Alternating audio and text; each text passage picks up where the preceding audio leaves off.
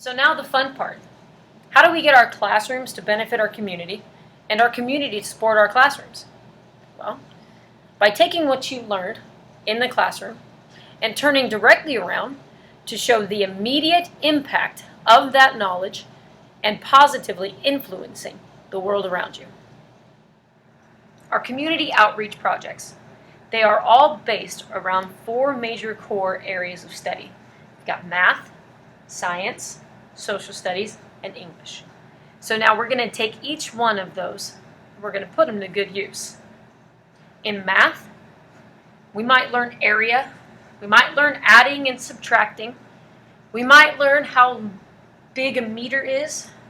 There's a lot of things that we can learn. But can we take that information and we're going to learn how to build a fence around neighbor A's front yard. Neighbor A's front yard, it's falling apart. And so now what the school is going to do is the school is going to recognize an issue in the community. And the school is going to take care of that issue. We're going to do the same thing in science. Science will be a lot of fun. Science is going to affect people for a long time. So in science we learn about agriculture, we learn about the soil, we learn about the water system in 5th grade. We learn all sorts of things. But now it's time to put that to good use. With the land that we just turned outside of our classroom into a co-op farm. And this co-op farm is going to be a fun co-op farm. Because this co-op farm doesn't just help the students here, but actually the surrounding community can sign up and they can receive baskets. And what's nice about this co-op farm is those families that qualify for free and reduced lunch, low socioeconomic families, also qualify for a free basket of fresh vegetables from the school garden every week. Now it's the student's job to maintain that garden, which means they have to understand the seeds, they have to understand the seasons, they have to understand the soil, they have to understand how much water they're going to need. Well, hey, that kind of sounds like math. Little cross-curricular there. That's kind of interesting. We're even going to take social studies to the community.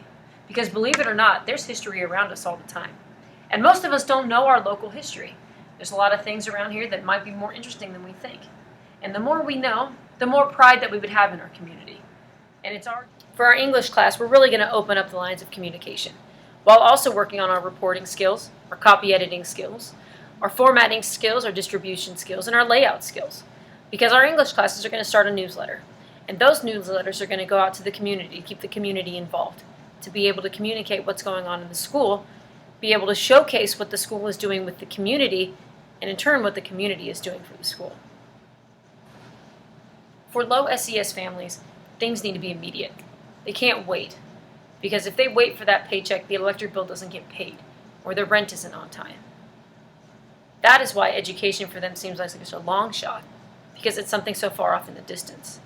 Well, now the school, the education system, is showing them immediately what the school can do, and what that education and all that knowledge that they're getting in classes really means, proving once again the value of education.